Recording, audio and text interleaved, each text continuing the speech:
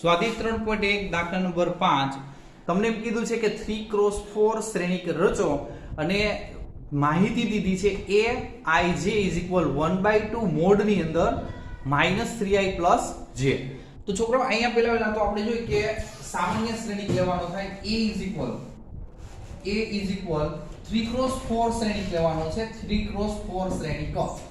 તો અહીંયા a11 a12 a13 અને a14 જો 3x4 ત્રણ હાર અને ચાર સ્તંભ, પહેલો સ્તંભ, બીજો સ્તંભ, ત્રીજો સ્તંભ અને ચોથો સ્તંભ. બરોબર, ત્રણ હાર. બરોબર છે. હાર વિશે a21 a22 a23 a24 પછી અહીંયા a31 a32 a33 a34. બરોબર. આ પેલી હારનો પેલી હાર પહેલો સ્તંભ, આ પેલી હાર બીજો સ્તંભ, પેલી હાર ત્રીજો સ્તંભ, પેલી હાર ચોથો સ્તંભ. એ જ રીતે આ બીજી હાર, પેલી ને બીજી, આ બીજી હાર સૂચવે છે અને પેલો સ્તંભ. બરોબર. આ બીજી હારનો બીજો સ્તંભ એનો ઘટક, ટૂંકમાં આ બીજી હારનો ત્રીજો સ્તંભનો ઘટક છે. હવે આપણે જો કે અહીંથી સ્ટાર્ટ કરવાનું a11 પેલું લેવાનું. બરોબર છે. a11 તાઈ કિંમત મૂકો. a11 i ની કિંમત 1 ને j ની કિંમત એ 1. તો અહીંયા 1/2 મોડ ની અંદર -3 * 1 + 1 j ની જગ્યાએ આપણે 1 લેવાનું થાય. તો અહીંયા 1/2 મોડ ની અંદર -3 + 1. તો અહીંયા આપણે એમ કહી શકીએ કે -2 થશે +3 -3 + 1 -2 બહાર નીકળે એટલે મોડની બહાર નીકળે એટલે પ્લસ થઈ જશે. એટલે અહીંયા આવશે 1 2 2 કટ. બરોબર. હવે a આપણે હાર જ લેશું આને a21 1/2 આ -3 1 અને j કેટલા છે 2 આ i છે અને આ j. તો અહીંયા આપણે જોઈએ કે હવે થોડું ડાયરેક્ટ સાદુરૂપ દઈ તો -3 બરોબર છે -3 અને +2 એટલે -1. ડાયરેક્ટ લખવું હોય તો માનકની બહાર નીકળે એટલે +1/2 ત્યાં +13 a13 ટૂંકમાં આ 1/2. હવે -3 1 +3 બરોબર. જેની કિંમત કેટલી આવશે 3. ડાયરેક્ટ 1/2 મોડ ની અંદર -3 +3 0. તો અહીંયા આવશે 0 એટલે કે 0 * 1/2 એટલે 0. એક હાર પૂરી થઈ ગઈ. બરોબર. આ પેલી હાર પૂરી થઈ. હવે બીજી હાર a21 તો આપણે શું કહી શકીએ 1/2 મોડ ની અંદર 1/2 મોડ ની અંદર -3 * 2 i ની કિંમત 2 છે અને j ની કિંમત 1. તો અહીંયા ડાયરેક્ટ 3 દુ 6 -6 એમાંથી એક બાદ પ્લસ તો -5 માનાંકની બહાર નીકળે એટલે +5 એટલે 5/2. રેડી. પછી a22 બરોબર છે આ 1/2 પછી અહીંયા -3 * 2 + 2 i ની કિંમત 2 ને j ની કિંમત 2 લેવાની થાય. તો અહીંયા 3 દુ 6 -6 માંથી 2 બાદ -4 અડધા કરો એટલે -2. પછી a23 1/2 -3 2 + 3. રેડી. આ 3 દુ 6 -6 માંથી +3 બાદ -3 માનાંકની બહાર નીકળે એટલે +3 થશે અને છેદમાં 2 એટલે 3/2. આ બીજી હાર પૂરી થઈ. સોરી હજી એક રહી જાય છે a24 આ 1/2 a24. રેડી. તો -3 2 + 4 3 દુ 6 -6 એમાંથી 4 બાદ -2 માનાંકની બહાર નીકળે એટલે +2 એની સાથે 2 ઉડે એટલે 1. જો માનાંકની બહાર નીકળે એટલે ધન થાય. ડાયરેક્ટ કરી નાખવાનું હવે સાદુરૂપમાં. હવે અહીંયા એક 14 રહી જાય છે. બરોબર. a14 બાળકો આ 1/2 -3 માનાંકની અંદર આ 1 + 4 તો અહીંયા આપણે શું કહી શકીએ -3 પ્લસ 4 પ્લસ 1 તો અહીંયા 1/2 આવશે કારણ કે આગળ આપણે જોઈ 1/2 ગુણ્યા 1 એટલે 1/2 થશે 4 લેવાના છે આપણે ત્રીજી હાર a31 તો 1/2 -3 3 પ્લસ 1 તો અહીંયા 3 તેરી 9 -9 માંથી 1 બાદ એટલે -8 માનકની બહાર નીકળે એટલે +8 છેદમાં 2 એટલે 4 a 32 1/2 -3 3 + 2 9 -9 માંથી +2 બાદ -7 માનકની બહાર નીકળે +7 છેદમાં 2 7/2 a 33 -3 3 + 3 3 તેરી 9 9 માંથી 3 એટલે 6 માનકની બહાર નીકળે +6 છેદમાં 2 એટલે 3 પછી a34 1/2 -3 3 + 4 3 તેરી 9 -9 માંથી 4 બાદ -5 -5 માનકની બહાર નીકળે એટલે +5 છેદમાં 2 એટલે 5/2 રેડી એટલે આ રીતે તમે જો પેલી હાર આ બીજી હાર અને ત્રીજી હાર નું સાદુરૂપ આપ્યું હવે બાળકો આ જે કિંમતો છે એ તમારે લખવાની છે મારે અહીંયા હમણાં એમ તો નથી છતાં હું ટ્રાય કરું છું ઉપર લખવાની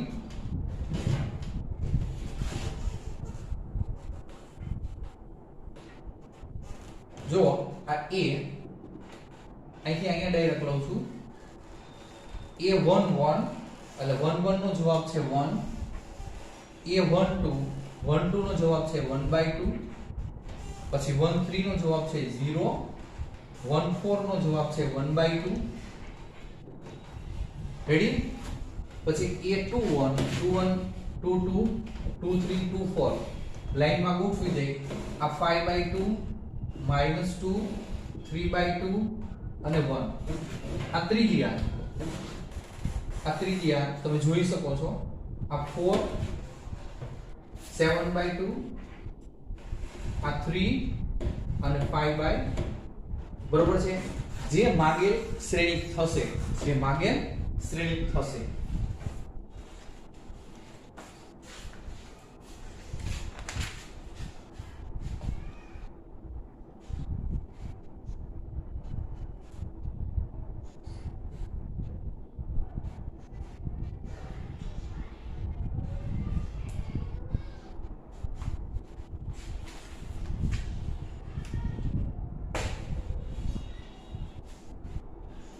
અહીંયા એક થોડીક મને ભૂલ લાગે છે 3 દુ 6 -6 માંથી 2 બાદ -4 માનકની બહાર નીકળે એટલે +4 અહીંયા પ્લસ આવશે બાકી આટલો ફેર છે હવે આના પછીનો આના જેવો જ છે તમને હોમવર્કમાં દઉં છું આનું નાનું બીજું છે ઈ છોકરાઓ આનું નાનું બીજું છે ઈ હોમવર્કમાં દઉં છું તમારે તે ટ્રાય કરજો ન થાય તો મને કેવું દાખલા 5 માંનું બીજું જો એમાં માનાંક નથી એટલે ઈ સાદુરૂપ તો સરળ રહેશે માઈનસ પ્લસ માં ખાસ ધ્યાન રાખજો હવે દાખલા નંબર છે 6 પાંચમાનું બીજું હોમવર્કમાં બાળકો ખાસ ધ્યાન રાખજો હજી એકવાર બોલું છું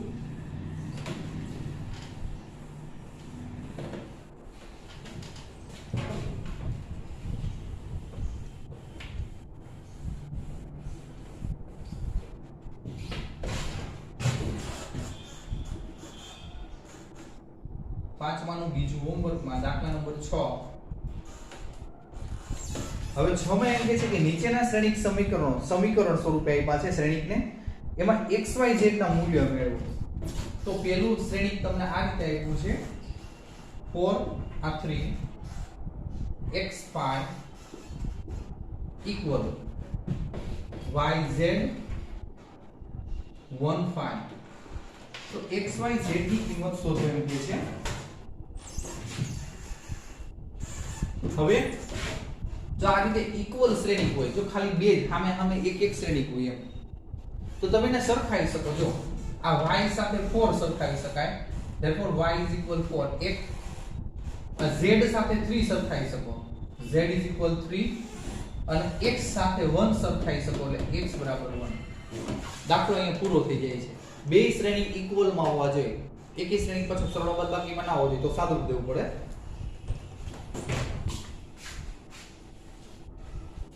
હવે એમાં number 2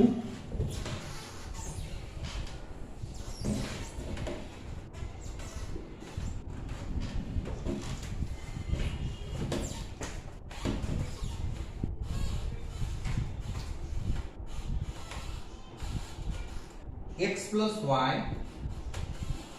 2 5 plus z xy equal 6 2 5 8.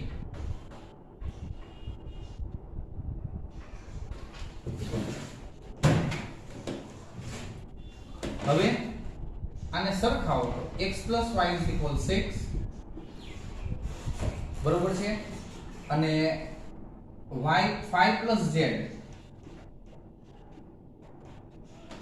is equal 5 અને xy is equal 8. રકમ જોઈ લઉં ફરીથી 5 plus z વાળું કદાચ ભૂલ છે 5 plus z is equal ready આવો બધું રેડી છે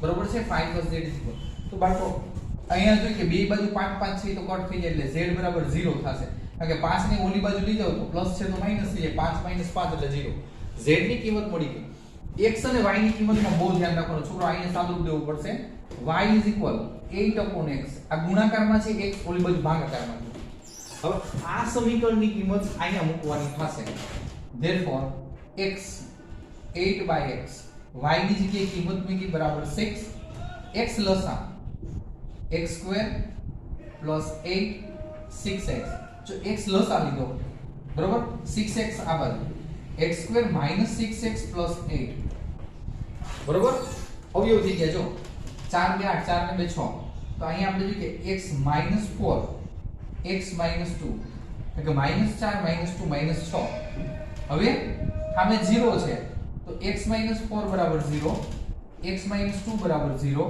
તો x બરાબર 4 અને x બરાબર 2 તમને x ની બે કિંમત મળે તો તમને y ની પણ બે કિંમત મળશે જો x બરાબર 4 ત્યારે y બરાબર જો y ની કિંમત 8/4 આ કિંમત મૂકશો તો 2 પછી x બરાબર 2 લ્યો ત્યારે x બરાબર કેટલા 2 તો 8/2 એટલે ઈ આવશે 4 બરોબર છે તો આ રીતે તમારે દાખલો ગણવાનો થશે જો z બરાબર 0 x બરાબર 4 ત્યારે y બરાબર 2 x બરાબર 2 ત્યારે y બરાબર તમને 4 મળે છે અલગ અલગ કિંમત આ રીતે તમને મળે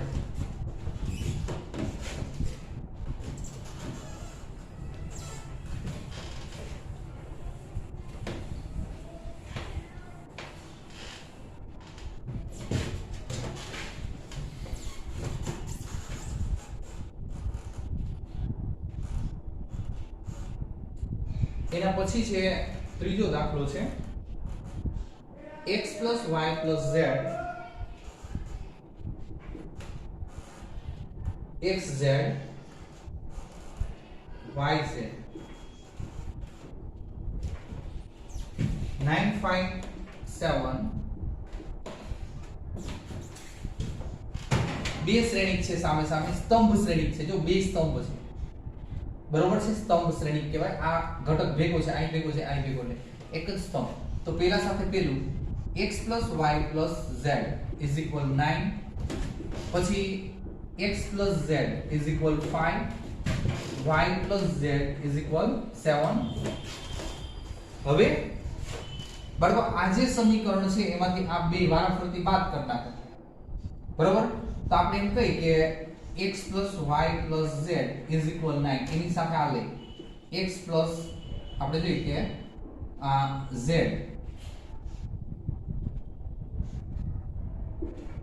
અને અહીંયા આવશે 5 માઈનસ માઈનસ માઈનસ તો અહીંયા આપણે એમ કહી શકીએ 4 આ z z કટ તો અહીંયા આપણે જોઈએ કે x x કટ તો y = કેટલા મળે 4 મળે છે y = 4 પછી y ની કિંમત અહીંયા મૂકો છો y plus z is equal 7.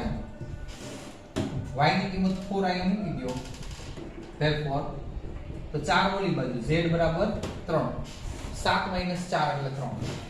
હવે x ની કિંમત, તો z ની કિંમત અહીં મૂકો, x plus z is equal 5. તો z ની કિંમત 3 છે, 3, તો x is equal 2. બરોબર? અને આ તમને y ની કિંમત મળે આ રીતે x y અને z. એટલે આ રીતે આપણે જોઈએ કે તમે x y z ની વેલ્યુ મેળવી શકો છો.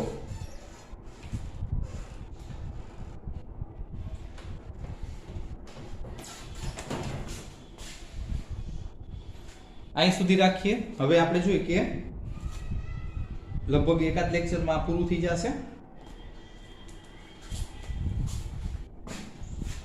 એક્સરસાઇઝ ટૂંકમાં 3.21